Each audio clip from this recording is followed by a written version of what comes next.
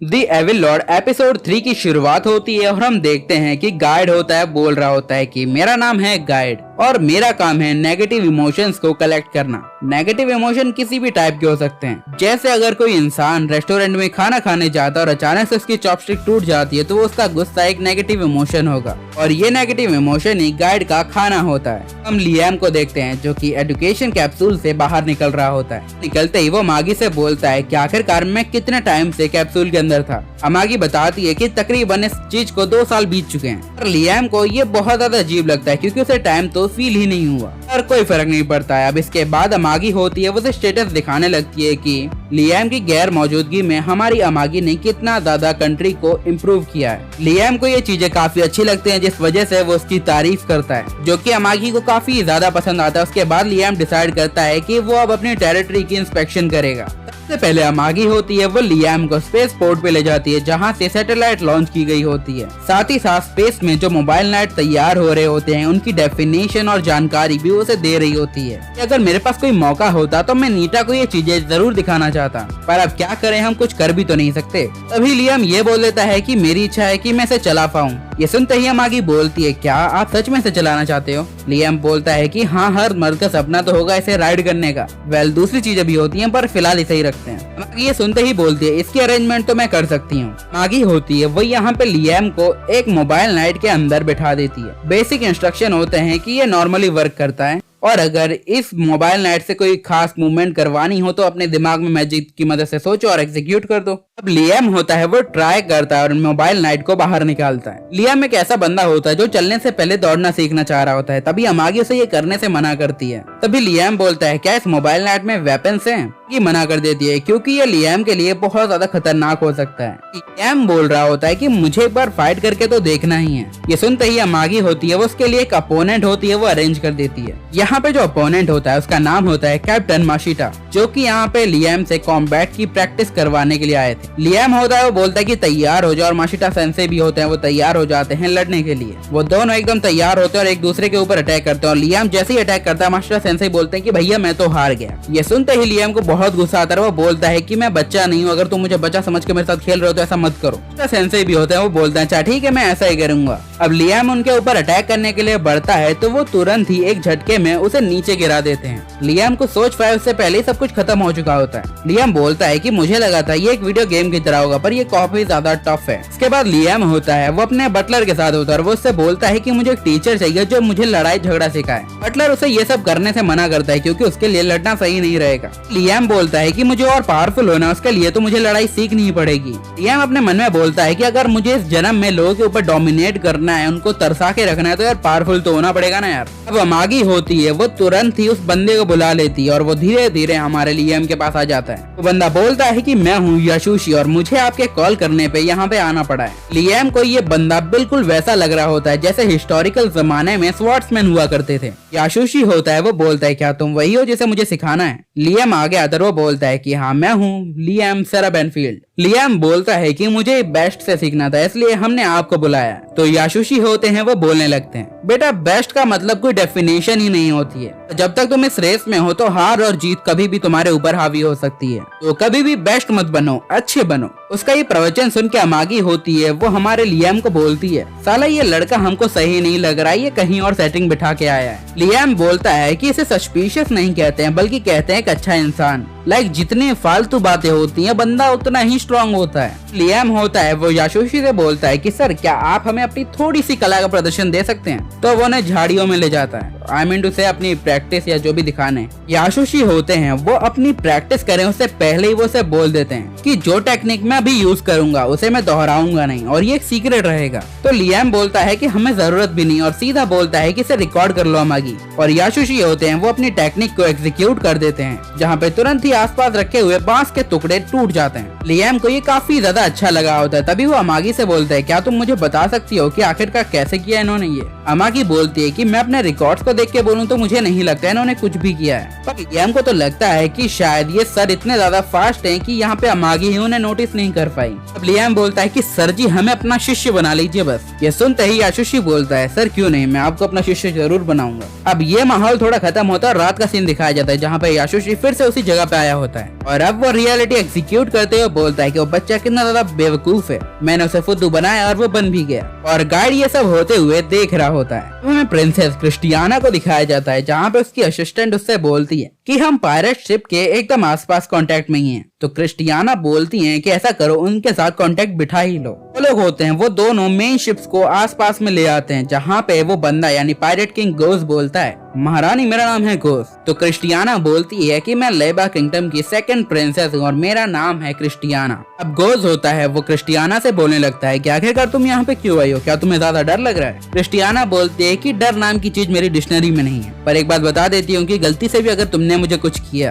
तो तुम्हें चारों तरफ से कुछ ही सेकंडों में जख्मी कर दिया जाएगा, खत्म कर दिया जाएगा। तुम देख ही सकते हो कि तुम्हारे आसपास कितनी ज्यादा बैटलशिप और मोबाइल नाइट्स हैं। गोस बोलता है कि वेल तुम्हारी बात तो ये सही है पर इसमें थोड़ा सा करेक्शन है क्योंकि यहाँ पे जितने भी शिप और मोबाइल नाइट है उन्हें मैं नहीं बुलाया है। और अचानक से काफी बड़ी तादाद में और ज्यादा सोल्जर उनके आसपास आने लगते हैं जहाँ पे गोस बोलता है कि तुम जिंदा मत करो, शायद वो तुम्हें जिंदा भी ना छोड़े क्योंकि उसमें से कुछ लोग तुम्हारी कंट्री को पसंद ही नहीं करते हैं। गोस ये भी बोलता है कि यार मैंने पूरा पैसा लगा दिया तो अब मैं चाह के भी ना रोक नहीं सकता यार। मैं लियाम को दिखाया जाता है जो कि याशुशी के साथ प्रैक्टिस कर रहा होता है और काफी गंदी वाली कर रहा होता है क्योंकि तुम्हें तो पता है कि याशुशी घंटा आदमी है, सारी ट्रिक यूज कर रहा है, पर लियाम तो उसे सच में मास्टर समझ के पूरी प्रैक्टिस कर रहा है। याशुशी वहाँ से चला जाता है। अब लियाम होता है वो उसके पास एक असली तलवार होती है, उसके सहारे चेक करता है कि उसकी स्किल कितनी इम्प्रूव हुई है और यहाँ पे उस चीज का कोई भी फर्क नहीं पड़ता। लियाम बोलता है कि तुम्हें क्या लग रहा है अमागी, मैं क्या गलती कर रहा हूँ। अमागी बोलते है कि यार हमको तो कुछ ना पता है। लियाम ये भी बोलता है कि मुझे 3 साल हो गए हैं प्रैक्टिस करते करते। लियाम बोलता है कि मैं अभी तक मास्टर का वो स्पेशल मूव सीख नहीं पाया हूँ। अमागी बोलती है पर सर आप बेसिक मार्शल आर्ट तो सीख ही गए हो तो और क्या चाहिए,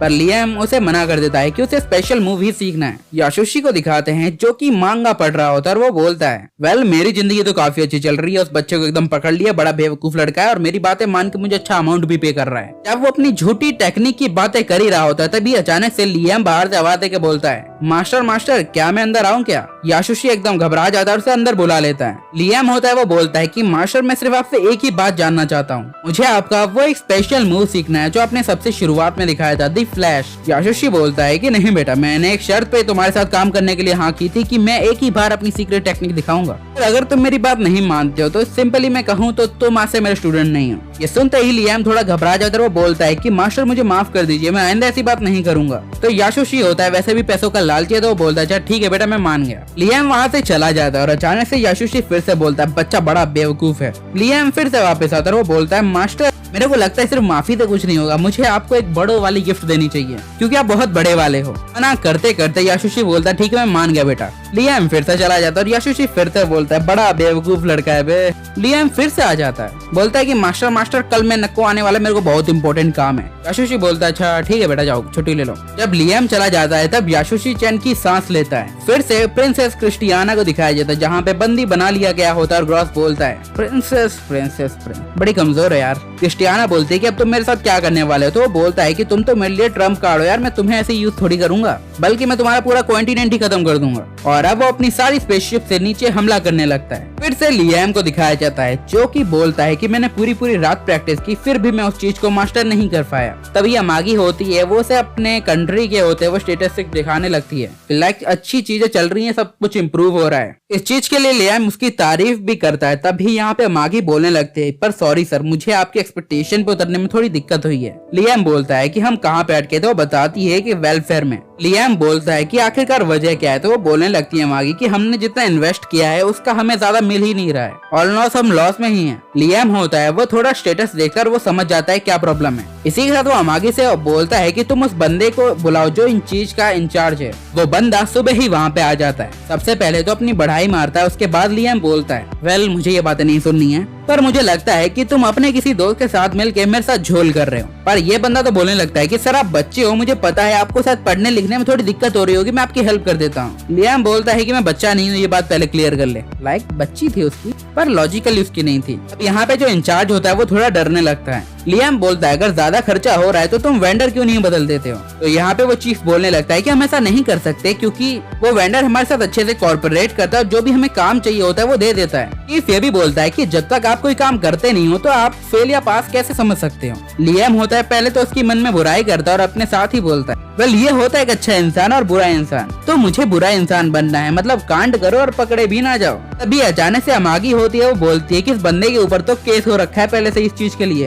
तभी ये इंचार्ज होता है वो बोलने लगता है कि सर मेरे कुछ नहीं किया, ये मेरे सबॉर्डिनेट ने किया है। अमागी बोलती है कि सर ये सही बोल रहा है। अमागी ये भी बताती है कि पैसे लेने के बाद इसका सबॉर्डिनेट तो दिखा ही नहीं है। तभी लियाम को लगता है ये स्टोरी कहीं सुनी सुनी लग रही है। पहली स्टोरी भी हमारे लियाम की ही होती है। उसे लगता है कि भैया का कत्ल करके उसे दफना दिया गया कहीं पे। वेल आजकल ड्रम काफी चर्चे में है। लियाम होता है वो सीधा सीधा इंचार्ज से बोलता है मुझे सच सच बताना, क्या तुमने अपने सबॉर्डिनेट को मार दिया। ये सुनते ही वो थोड़ा गुस्सा हो जाता है और बोलता है कि सर आप बात भी किसकी मान रहे, एक डॉल की एक एआई की जिसने ह्यूमैनिटी को बर्बाद करके रख दिया था। लियाम बोलता है मेरा सवाल ये नहीं था। मैं अपना सवाल फिर से दोहराता हूँ, क्या तुम्हें उसे मारने में मजा आया? क्या तुम्हें चैन मिलता है किसी को मारने के बाद, किसी को किसी और चीज का गुनहगार बताते हुए? अब यहाँ पे ये बंदा काफी डर रहा होता है। वो बोलता है कि सर मैंने कुछ नहीं किया, आप एक डॉल की बात बिल्कुल मत मानिए। लियाम अपनी तलवार निकालता है और अमागी उसे रोकने लगती है। तभी सामने खड़ा बंदा बोलता है मुझे मारने से पहले एक बात ये सुन लो, जो शान और शौकत तुम जी रहे हो ना उसकी वजह हम जैसों से पैसे लेके तुम जिंदा हो, और एक छोटा आदमी बड़ा तभी बनता है जब किसी को रौंदा जाए। लियाम होता है वो उसके सर को उसके धड़ से अलग करते हुए बोलता है कि अपने गंदे मुंह से मेरा नाम मत लो। वो बोलने लगता है कि जिन लोगों को तुम हाथ लगाते हो वो भी मेरे इंसान है, जो पैसा तुम यूज कर रहे हो वो भी मेरा है, जो बंदा भी मेरे लोगों और मेरे पैसे को हाथ लगाए मैं उसे जिंदा नहीं छोड़ूंगा। लियाम ये भी बोलता है कि हर करप्ट बंदे को मर जाना चाहिए। तभी अमागी बोलती है कि सर वो मर चुका है, आप अपनी तलवार छोड़ सकते हैं। और लियाम जैसे ये रियलाइज करता है वो काफी ज्यादा डर जाता है। वो तलवार को छोड़ नहीं पा रहा होता है, इसलिए अमागी होती है वो अपने हाथों से उसके हाथ से तलवार हटाने लगती है। अमागी ये भी बोलती है अगर ये बात बाहर आ गई तो काफी बड़ी प्रॉब्लम हो सकती है। तो लियाम बोलता है कि मैं क्या करूं।